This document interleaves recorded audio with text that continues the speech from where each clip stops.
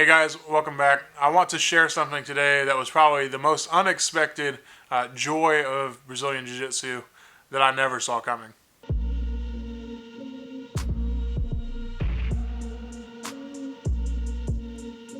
want to talk today about coaching. The idea of being 35, I'm a full-time pastor and counselor. I generally end up playing the coach role in a lot of people's lives by giving advice and counsel and caring for them. So I'm usually filling that seat. And so the opportunity to play a sport again, it's been 17 years, 17 years since I played football. Having a coach again and a sport has been awesome. Has been awesome. I think it would still be awesome even if my particular coach wasn't so awesome himself. But having an awesome coach in the first place makes the whole thing awesome. Why is it awesome? Let me brag on Courtney. He's my coach. He's from Georgia, so he's got some of that nice southern coach accent, which is great. He coached wrestling for 14 years, high school wrestling for 14 years, which I never wrestled. I was an offensive lineman. So I was a little nervous about what wrestling meant because he brings a lot of that to his game and his coaching. So Courtney's awesome. Having a coach is awesome. Why? Multiple reasons. For one, coaches invest. They love their students, their whoever they're coaching. For me, I love my people at my church. I mean, that's why I pour into them because I love them and I enjoy seeing them succeed. And being on such a direct one-on-one recipient of that in my class from him is awesome. It's so valuable. The advice that he gives inside of how to think about things in jiu-jitsu, how to think about it in our gym, how to think about it as a big guy, how to think about the sport and how it impacts my life at home and how it impacts my body. He's thinking about these things and investing those into me. That's huge. That is absolutely huge. To have someone in your life who cares about not just what technique they're giving you today, but how it affects you as a whole person. That's a fantastic coach. The other cool thing is, particularly in our setup, it's basically me, him, and his name's Joel, a blue belt. That is one of the coolest dudes I've ever met. Joel's awesome. Most particularly because he ends up being the dummy for coach to teach me with, and then I get the drill on him. So Joel's is a fantastic human being. Yeah, he's awesome. But Coach Courtney, man, it thinks about things for me. He knows that it's going to be the three of us the next day. We've picked up a couple other guys here and there that come in and out. But he knows it's going to be the three of us. And he goes, I was thinking about you last night and how would you respond to this situation at my size, right? That's what he's thinking. How does a big guy do this? What does a big guy do when he's inside control? What does a big guy do if he has to be on his back? What does a big guy do to get out of turtle? Like, what does Rusty need to do is what he's thinking. And that's phenomenal. Like, that is so valuable.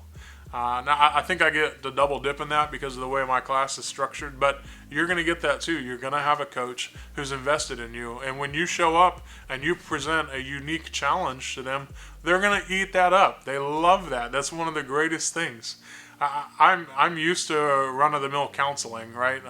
People have the same kind of problems, and everybody kind of goes through the same things. But some people come in with unique challenges in their life or unique job situations, like. That's fun stuff to engage. Those are new challenges for us to explore together, and I'm amped up to be able to help them with that. My coach is excited to figure these things out, and so he's been studying all the more to come up with new ways to do things.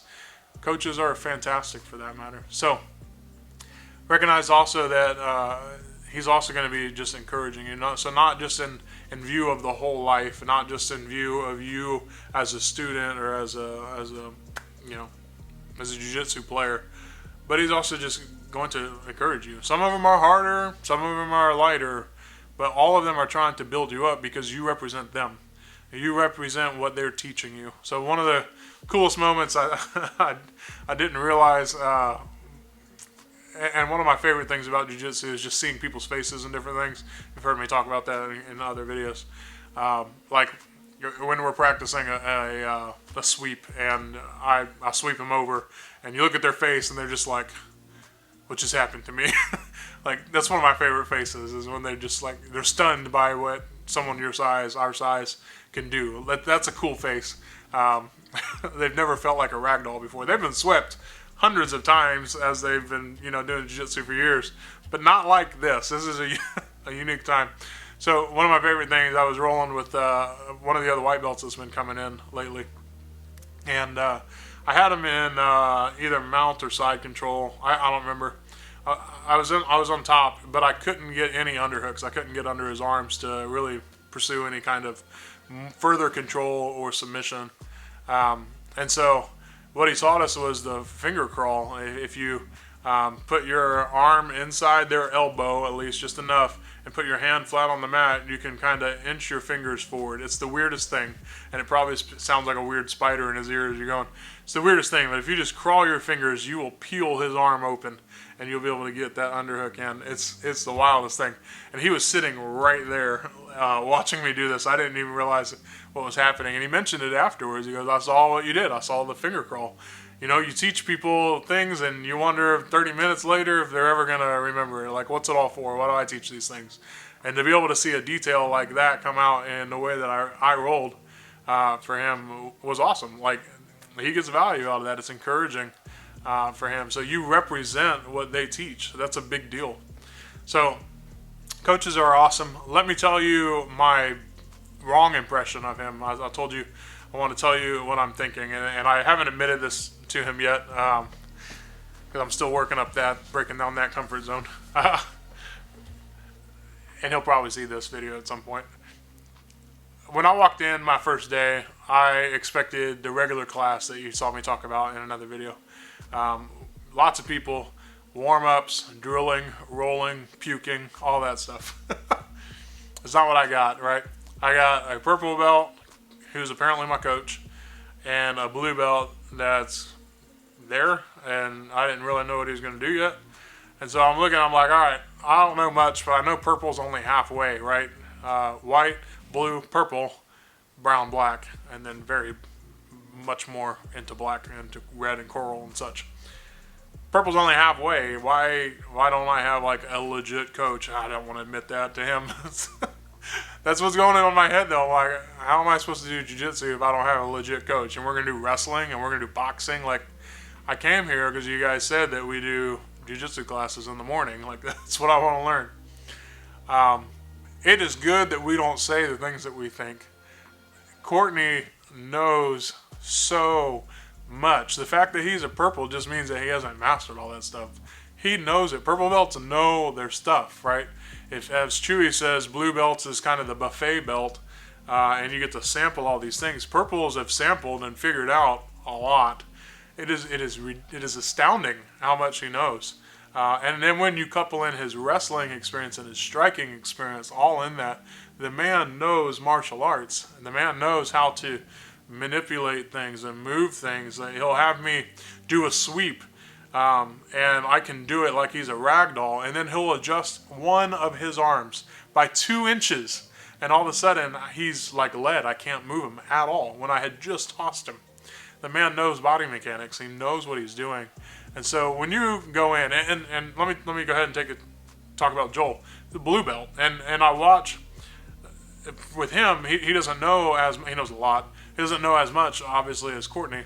But when I watch him, his instincts are crazy. His instincts are crazy. The coach will show me, what we're working on, and he'll do it to Joel. And Joel, at the end, we'll let him do it. And that's what you do when you're teaching and drilling. But then you'll see him like pull an elbow somewhere, or a knee slipping in somewhere, or moving his head a certain way, and it's just drilled into him already by instinct. Joel is so much further just as a blue belt, and recognizing the depth of what these guys know, even at blue, even at purple, is astounding. It really humbles you to show you how deep the waters are. And as you keep moving forward, you're like, oh yeah, the waters are deep. I see that now. Yeah, you see that they're deep, but it's very, very, very deep. So be thankful to get a blue belt as a coach. These guys are excited to bring you along on a journey and to teach you what they know. The coaching, your teammates, awesome people. They love the sport. They love you. They want to help out. So rock with it, man. Rock with it. Enjoy having a coach again. I love having a coach back in my life. It's one of the things I did not expect, and it has been probably the best part about having about being part of the jiu-jitsu community. So whatever your coach or professor they prefer to go by, honor them, respect them. They know their stuff, and they're happy to bring it to you.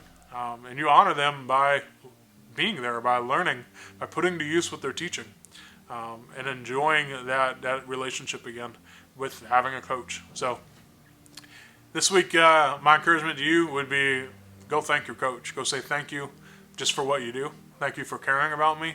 Thank you for investing in me. I know it costs you more than you probably get out of here, but thank you for that, and honor your coaches this week. But go ahead and hit subscribe, and we'll keep going down this journey together. I'll see you next time.